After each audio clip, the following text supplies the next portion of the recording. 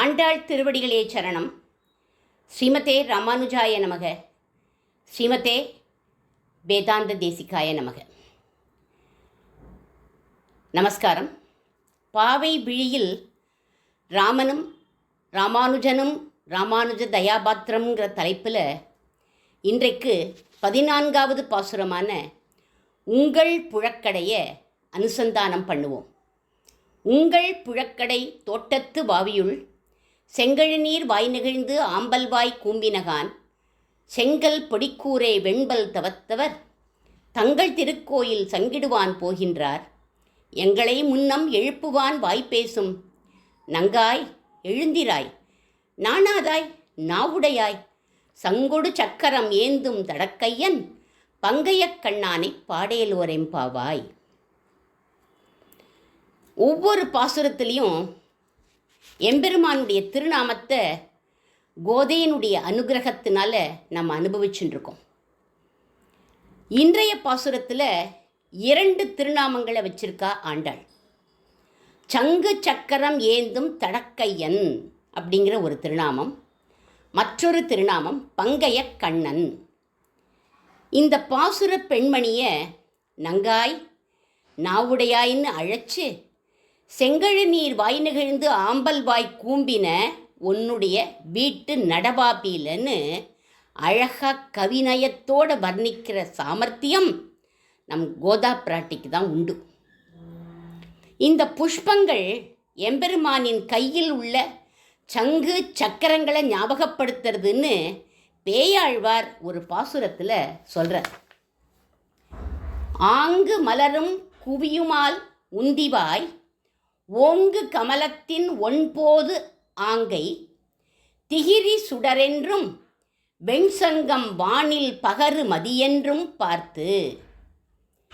இந்த பாசுரத்தில் அவர் சொல்கிறார், எம்பெருமானோட நாபியில் ஒரு தாமரை இருக்கான். என்ன தாமரை? பிரம்மாங்கிற தாமரை.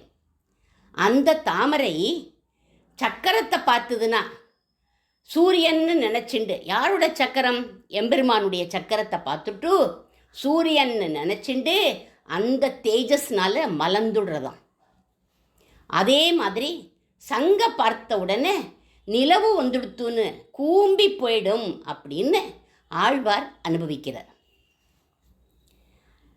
இனி சங்கு சக்கரம் ஏந்தும் தடக்கையன் அப்படிங்கிற தடக்கையன் யாருன்னா கண்ணபிரான்.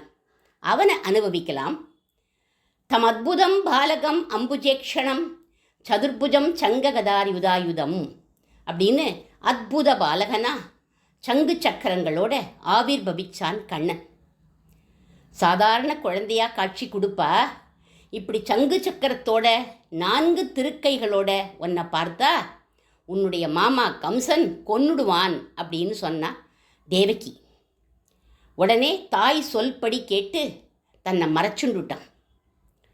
கம்சவதம் ஆன உடனே ஸ்பான்டேனியஸாக எக்ஸ்ட்ரா 2 கைகள் திரும்ப வந்துடுத்து அப்படின்னு சுவாமி வேதாந்த தேசிகன் யாதவாப்யுதயத்தில் பூயம் பிராப்துரதஸ்ய புஜயுக்மம் திரோகிதம் அப்படிங்கிறார் அவர். திரும்ப வந்துடுத்துங்கிறதுக்கு என்ன பிரமாணம்? நிறைய பிரமாணங்கள் இருக்குது.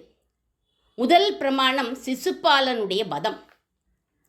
கேட்பார் செவிசுடு கீழ்மை வசபுகளே பையும் பகைவன் சிசுபாலன். பகைவன் சிசுபாலன். சிசுபாலன் பகைவன் ஆயிட்டான். தர்மபுத்தருடைய ராஜசூய யாகத்தில் சக்கரத்தை பிரயோகம் பண்ணி அழிச்சது ஒரு பிரமாணம் அப்படிங்கிறார்கள். 2வது பிரமாணம் என்ன அப்படின்னா, சீமாலிகன் அப்படிங்கிற நெருங்கிய நண்பன் கண்ணனுக்கு ஒரு நாள் அவன் சக்கரத்தை எப்படி விடணும்னு டெமான்ஸ்ட்ரேட் பண்ணி காமி கண்ணா அப்படின்னு சொன்னான். கேட்ட விதத்தில் ஒரு கர்வம் தெரிஞ்சுதான். கண்ணனை அழிக்கணுங்கிற எண்ணமும் தெரிஞ்சுதான். இவன் பகவான் எப்பேற்பட்டவன்? எல்லாம் அறிந்த சர்வேஸ்வரனாச்சே. சக்கரத்தை விட்டுட்டு அது திரும்பி வரப்போது எப்படி கையை வச்சுக்கணுங்கிற சூஷ்மத்தை சொல்லி கொடுக்கல கண்ணன். எப்படி விடணுங்கிறத மட்டும் டெமான்ஸ்ட்ரேட் பண்ணி காமிச்சான். அவன் அதை விட்டான். திரும்பி வரப்போது அந்த சூஷ்மம் என்னன்னா, கழுத்துக்கு பக்கத்தில் கையை வச்சுக்கக்கூடாது. அதை சொல்லி கொடுக்கல. அவன் கழுத்துக்கு பக்கத்தில் கையை வச்சுட்டு அவன் தலை போயிடுத்து அப்படின்னு ஆழ்வார் ஒரு பாசுரத்தில் பாடுறார். சீமாலிகன் அவனோடு தோழமை கொள்ளவும் வல்லாய், சாமாரவனை நீ எண்ணி சக்கரத்தால் தலை கொண்டாய் அப்படின்னு ஆழ்வார் பாடுறார். சீமாலிகன்கிற நண்பன் அவனோட கர்வத்தையும் அவனுடைய கெட்ட எண்ணத்தையும் அறிந்து அவனை சக்கரத்தால் அழித்தாய் அப்படிங்கிறார். மூன்றாவது பிரமாணம், அர்ஜுனனுக்கு பகவத்கீதையை உபதேசம் பண்ணுற போது விஸ்வரூபத்தை காண்பிச்சான். அந்த ரூபத்தை பார்த்து அர்ஜுனன் பயந்தே போயிட்டான். கண்ணா, ஏற்கனவே நீ எப்படி இருந்தியோ அப்படி எனக்கு காட்சி கொடு அப்படின்னு சொன்னானான். ஏற்கனவே கண்ணபிரான் எப்படி இருந்தான்? தேனைவ ரூபேண சதுர்புஜேன சகசிர பாகோ பவ விஸ்வமூர்த்தே. தேனைவ ரூபேண சதுர்புஜேன அப்படின்னா 4 திருக்கைகளோட சங்கு சக்கரத்தோட கிருஷ்ணன் இருந்திருக்கான் அப்படின்னு தெரியறது பாருங்கோ. அதனால் இது அடுத்த பிரமாணம். அதற்கும் அடுத்ததா யுத்த பூமியில் பீஷ்மருக்கு சங்கு சக்கர கதாபாணியாக காட்சி கொடுத்தான் கண்ணபிரான். கண்ணனை ஆயுதம் ஏந்த வைப்பேன் அப்படின்னு பீஷ்மர் சபதம் பண்ணினர். அவர் சபதத்தை நிறைவேற்றி தான் பண்ணின சபதத்தில் தோத்து போய் திருத ரத சரணகன்னு தேர் சக்கரத்தை கையில் எடுத்துட்டு சங்கு சக்கரத்தோட காட்சி கொடுத்த மாயன் அப்படின்னு பீஷ்ம பிதாமகர் கண்ணனை அனுபவிக்கிறார். அந்த சமயம், அதே சமயத்தில் யுத்த பூமியில் அபிமன்யுவை கொன்ன ஜெயத்ரதனை சூரிய அஸ்தமனத்துக்குள்ளே அழிப்பேன்னு சபதம் பண்ணினான் அர்ஜுனன். அந்த சமயம் கண்ணன் என்ன பண்ணான்? ஆழி கொண்டு இரவி மறைத்தான் அப்படிங்கிறார் ஆழ்வார். ஆழி கொண்டுன்னா தன்னுடைய சக்கரத்தை கொண்டு, இரவின்னா சூரியனையே மறைச்சுட்டான், அஸ்தமிச்சாச்சு அப்படின்னு பண்ணிட்டான். ஜெயத்ரதன் அஸ்தமிச்சாச்சுன்னு வெளியில் வந்தான். அர்ஜுனன் அவனை அழிச்சுட்டான். இது அடுத்த பிரமாணம். அஸ்வத்தாமன்கிறவன் பிரம்மாஸ்திரத்தை விட்டுட்டான். அந்த பிரம்மாஸ்திரம் உத்தரையனுடைய கர்ப்பத்தில் உள்ள சிசுவை போய் தாக்கிடுத்து, குழந்தையை போய் தாக்கிடுத்து. அந்த சிசு பரீட்சித்த சதுர்புஜனா சங்கு சக்கரத்தோட ஆச்சரியமான ரூபத்தில் இருந்து காப்பாற்றினான் அப்படிங்கிறார் ஆழ்வார் ஒரு பாசுரத்தில். கண்கள் சிவந்து பெரியவாய், வாயும் சிவந்து கனிந்து உள்ளே வெண்பல் இலகு சுடரிலகு மகர குண்டலத்தான் கொண்டல் வண்ணன் சுடர் முடியன் 4 தோழன் ஒன்சங்கு கதை வாழ் ஆழியான் ஒருவன் உள்ளான் அப்படிங்கிறார் ஆழ்வார். இப்படி பல பல பிரமாணங்கள் கண்ணன் சங்கு சக்கரத்தோடு இருந்தான் அப்படிங்கிறதுக்கு. இனி ராமரை பார்ப்போம்.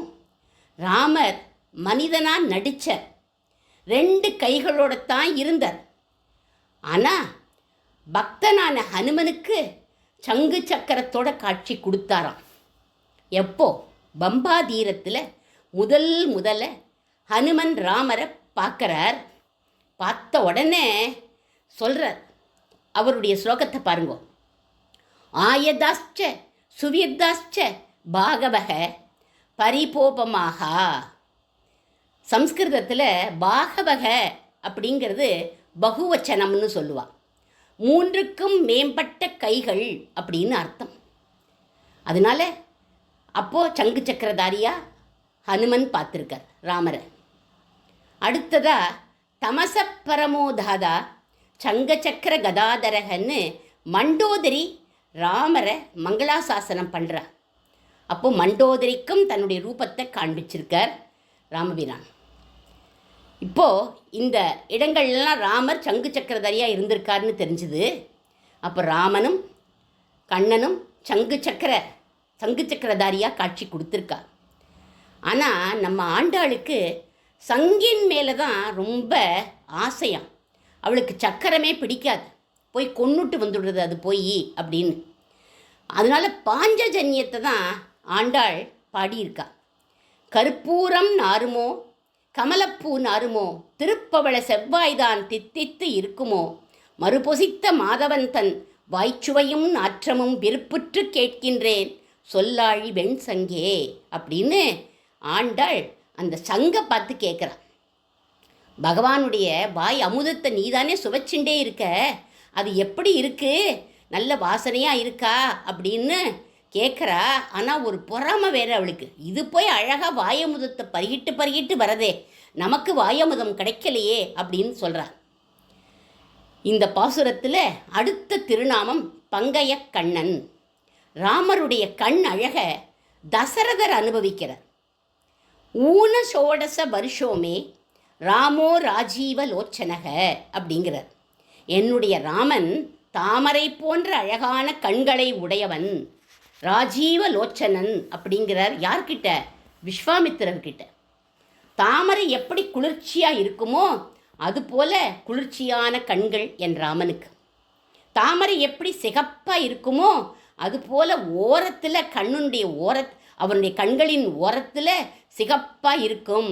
அப்பேற்பட்ட கண்கள் என் ராமனுக்கு. தாமரை தண்டு எப்படி நீண்டு இருக்குமோ அதுபோல நீண்ட கண்கள் என் ராமனுக்கு. தாமரையில் எப்படி மகரந்தம் ஈர்க்குமோ அதுபோல பிரேம மகரந்தம் உடைய கண்கள் எல்லாரையும் ஈர்க்கும் அப்படிங்கிறார். தாமரையை எப்படி வண்டுகள்லாம் மொய்க்கிறதோ அது மாதிரி எல்லாரையும் ஆக்கர்ஷிக்கக்கூடிய கண்கள் என் ராமனுக்கு அப்படிங்கிறார். இத்தனை குணம் ராமனுடைய கண்ணனுக்கும் தாமரைக்கும்னு அனுபவிக்கிறார் தசரத சக்கரவர்த்தி. திருவாய்மொழியில் கண்ணனுடைய கண் அழக ஆழ்வார் ஒரு பாசுரம் பாடுறார்.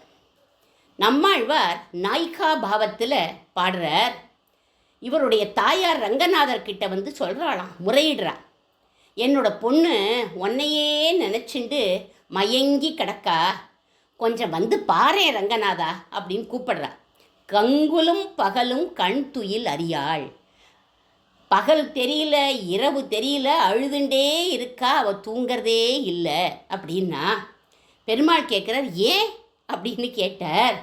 உன்னை நினச்சி கண்ணநீர் கைகளால் இறைக்கும்.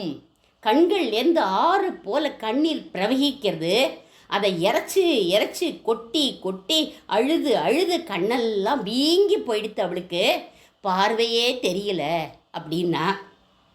அப்போது நான் முன்னாடி வந்தால் அவளுக்கு என்ன எப்படி தெரியும் அப்படின்னு கேட்டார் பகவான். கவலைப்படாதேயும், உங்களை தெரியலைன்னாலும் சங்கு சக்கரம் தெரியுமே, சங்கு சக்கரங்கள் என்று கை கூப்பும் அப்படின்னு சொன்னா.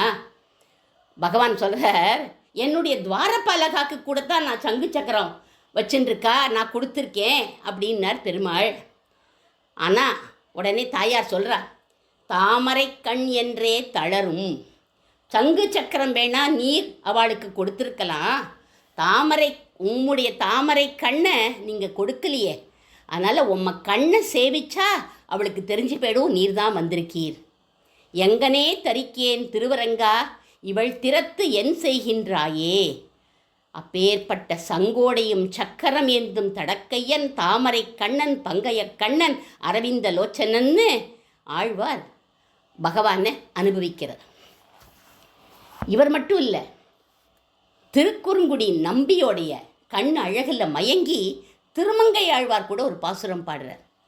திருக்குறுங்குடி நம்பியை நான் கண்டபின் சங்கினோடும் நேமியோடும் தாமரை கண்களோடும் செங்கனிவாய் ஒன்றினோடும் செல்கின்றது என் நெஞ்சமே அப்படின்னு அவரும் கண்ணனுடைய கண் அழக அனுபவிக்கிறார்.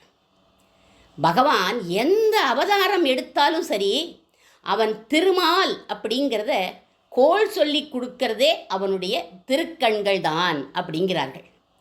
அந்த கண்கள் தான் கோள் சொல்லி கொடுக்கறது, இவன் தான் திருமால் அப்படின்னு.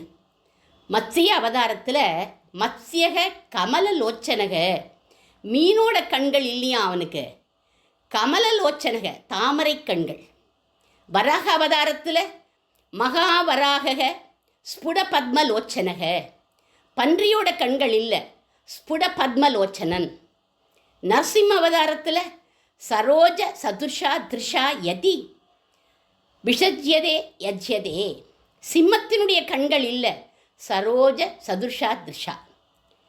ராம அவதாரத்தில் ராமக கமலபத்ராட்சக சர்வசத்த மனோகரக, கமலபத்ராட்சம். கிருஷ்ணாவதாரத்தில் தம் அத்புதம் பாலகம் அம்புஜேக்ஷணம்.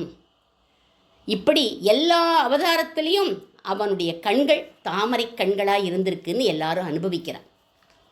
பங்கைய கண்ணனை நாங்கள்லாம் பாட போகிறோம், நீயும் எங்களோட வர வேண்டாமா, நங்காய் நாவுடையாய் எழுந்து வாமா அப்படின்னு அழைக்கிறார்கள் இந்த பெண்ணை. இவளும் சங்கொடு சக்கரம் ஏந்தும் தடக்கையனையும் பங்கைய கண்ணனையும் பாடுவதற்காக இவளுடைய குரூப்பில் வந்து சேர்ந்துட்டான். இனி இந்த பாசுரத்தில் நம் சுவாமி வேதாந்த தேசிகருக்கு ஆண்டாள் நாச்சியார் அளிக்கும் விருது என்ன தெரியுமா? நாவுடையாய் அப்படிங்கிற விருது. நாவன்மை படைத்த உத்தமர் நம் சுவாமி. இவர் மணியினுடைய அவதாரம், கண்டாவதாரம். நாக்கில்லாத மணி ஆகுமா? இவருடைய நாவன்மைக்கு எதிராஜ சப்ததியில் ஒரு ஸ்லோகம்தான் சாட்சி. சமிதோதய சங்கராதி கர்ப்பக ஸ்வபலா உத்ருத யாதவ பிரகாசக அவரோபிதவான் ஸ்ருதேர் அபாத்தான் நனு ராமா விரஜக ச ஏஷ பூயக. இந்த ஸ்லோகம் 2 in 1. அதாவது இந்த ஸ்லோகம் கிருஷ்ணனுக்கும் பொருந்தும், சுவாமி ராமானுஜருக்கும் எதிராஜருக்கும் பொருந்தும் இந்த ஸ்லோகம். அப்படி அமைச்சிருக்க. அப்படின்னா இவர் எப்பேற்பட்ட நாவன்மை படைத்தவர்னு பாருங்க. முதல் அடி, முதல் வரி சமிதோதய சங்கராதி கர்வக. இந்த வரிக்கு முதல்ல நம்ம கிருஷ்ணரை அனுபவிக்கலாம். ஏன்னா பாஷ்யக்காரர் திருவள்ளிக்கேணி பார்த்தசாரதி பெருமாளினுடைய அவதாரம். கிருஷ்ணராக இருந்தபோது பாணாசுரனோட கிருஷ்ணன் சண்டை போட்டான். அந்த சமயம் சிவபெருமான் பாணாசுரனுக்கு உதவி பண்ணினான். அவரை ஒரு நிமிஷம் மோகிக்க செய்து அவரை ஜெயிச்சுட்டார். இது முதல் வரி கிருஷ்ணனுக்கு. இதே லைன் பாஷ்யக்காரருக்கு எப்படி பொருந்துறதுன்னா, சங்கர பாஸ்கர மதத்தை கண்டிச்சு அவளுடைய செருக்கை அடக்கினவர் பாஷ்யக்காரர். அடுத்த வரி ஸ்வபலா உத்ருத யாதவ பிரகாசக. யதுகுலத்தை பிரகாசப்படுத்தின யது சிரேஷ்டர் பகவான் கண்ணன். உபனிஷத்துக்கு தவறான அர்த்தத்தை சொன்ன யாதவ பிரகாசரை ஜெயிச்சு அவரையும் உம்மோட சிஷ்யராக ஆக்கிண்டீர் அப்படின்னு ராமானுஜரும் சொல்லப்படுறார் இந்த இடத்துல. மூன்றாவது லைன் அவரோபிதவான் ஸ்ருதேகே பார்த்தான். அர்ஜுனனுக்கு பார்த்தசாரதியாக இருந்து கீதையை உபதேசித்து எதிரிகளை வீழ்த்தும்படி செய்தார் கண்ணன் அப்படின்னு சொல்லப்படுறது. இதே லைன் ராமானுஜருக்கு தப்பா வேதத்துக்கு அர்த்தம் சொன்னவர்களை கண்டித்து உண்மையான அர்த்தத்தை கொடுத்தவர் அப்படின்னு சொல்லப்படுறது. கடைசி லைன் நனு ராமா விரஜக ச ஏஷ பூயக. கண்ணா, நீர் யாரு? சாட்சாத் பலராமருக்கு தம்பி. அப்பேற்பட்ட கண்ணனே நீர் வாழ்க. இங்கே ராமபிரானின் அனுஜனான லக்ஷ்மணனின் அவதாரம் யாரு? ஆதிசேஷ அம்சமான ராமானுஜர் அப்படின்னு சொல்கிறார்கள். இப்படி ஸ்லேடையாக பாடுவதில் நம் சுவாமி வல்லவர் எவ்வளவு அழகாக ஸ்லேடையாக பாடியிருக்கார் பாருங்கோ. அதனால் இவர் நாவுடையாய் அப்படின்னு பட்டத்தை கொடுத்தா ஆண்டாள். அப்புறம் யாதவாபியுதயம் அப்படிங்கிற கிரந்தத்தில் பங்கைய கண்ணனை பாடியிருக்கார் நம் சுவாமி. அடுத்த வரி சங்கொடு சக்கரம் ஏந்தும் தடக்கையன். எம்பெருமான் ஏந்தும் சங்கு மற்றும் சக்கரம் முதலான அனைத்து ஆயுதங்களையும் சுதர்சனாஷ்டகம், ஷோடச ஆயுத சோஸ்திரங்கள் மற்றும் பெருமாளைச் சேர்ந்த கருட தண்டகம், தயாசதகம், ஞாசதசகம், எதிராஜ சப்ததின்னு அனைத்தையும் மங்களாசாசனம் பண்ணினவர் இவர் ஒருவர் தான். வேறு யாருமே இந்த மாதிரி பாடவே இல்லை. தயாசதகத்தில் முதல் ஸ்லோகத்தில் பாருங்கோ. பிரபத்யேதம் கிரிம் பிராப்யக பிராயக ஸ்ரீனிவாச அனுகம்பயா இச்சுசாரஸ் ஸ்ரவந்தியேவ என் மூர்த்தியாசக்கராயிதும் அப்படின்னு சீனிவாசன் எம்பெருமானுடைய தயையை பாடியிருக்கார் அவர். இவருடைய புழக்கடை தோட்டத்து வாவியில் வேதம், வேதாந்தம், உபய வேதாந்தம், பிரபர்த்தி, ஆச்சாரிய பக்தி போன்ற நல்ல மனம் கமழறது. அதனால ஆம்பல் வாய் கூம்பின, நீண்ட கால ராத்திரி முடிஞ்சு போயிடுது, சம்சார துக்கம் இனி கிடையாது, செங்கழ் நீர் வாய் நெகிழ்ந்து சுவாமி தேசிகரை போன்ற ஆச்சாரியர்களுடன் சேர்ந்து இருக்கும் காலம்தான் நமக்கெல்லாம் விடிவு காலம். செங்கல் பொடிக்கூரை வெண்பல் தவர்த்தவர். கிரகஸ்த தர்மத்தில் தான் இருந்தார் சுவாமி. ஆனால் இவரை எதி சிரேஷ்டர் அப்படின்னு சொல்லலாம். விரக்தி உள்ளவர், பணத்துக்கு ஆசைப்பட மாட்டவர். அதனால இவரை எதி சிரேஷ்டர்னு சொல்லலாம். அதனால இவர் திருக்கோவில் சங்கிடுவான் போதந்தார் அப்படிங்கிறோம் இவரை. ராமானுஜ சத் சம்பிரதாயத்துக்கே அபிஷேகம் செய்யப்பட்டவர் இவர். இவர்தான் இவருக்கு பின் திரண்டு நிற்கும் மகான்களுக்கு வழிகாட்டியாக இருந்தார் இவர். எங்களை முன்னம் எழுப்புவான் வாய்ப்பேசும் நங்காய். சம்சார பந்தமாகிய உறக்கத்தில் நெடுங்காலம் ஆழ்ந்திருக்கும் அடியோங்களை தங்களின் நூற்றுக்கணக்கான சத்கிரந்தங்களால் எழுச்சி பெறச் செய்த நங்கை தாங்கள்தான். ஐந்தைநாதன் விஷயமாக நாய்கா பாவத்தில் நீர் பாடியிருக்கீர் அப்படின்னு சொல்கிறார்கள். எழுந்திராய், எங்கள் இதயத்தில் எப்பொழுதும் சாநித்தியமாக தாங்கள் எழுந்துருள வேண்டும். நாணாதாய், குதர்க்கவாதம் செய்யும் பிற மதத்தவர்களுடன் வாதம் செய்வதில் சற்றும் மனம் தளராத தாங்கள் நாவுடையாய், நாவீறு படைத்தவர். சங்கொடு சக்கரம் ஏந்தும் தடக்கையன் பங்கையக் கண்ணனை பாடு. திருமாலின் அவதாரமாகிய தங்களின் புகழை பாடுவோம், நாங்கள் பிறந்த பயனையும் அடைவோம்னு ஒரு சிஷ்யன் சொல்வதாகவும் தேசிகரின் நாவன்மையை புகழ்வதாகவும் அமைந்துள்ளது இந்த பாசுரம்னு சொல்லி சுவாமி தேசிகன் திருவடிகளுக்கு பல்லாண்டு பாடி அமைகிறேன். தூப்புல் குலமணி திருவடிகளே சரணம். ஆண்டாள் திருவடிகளே சரணம்.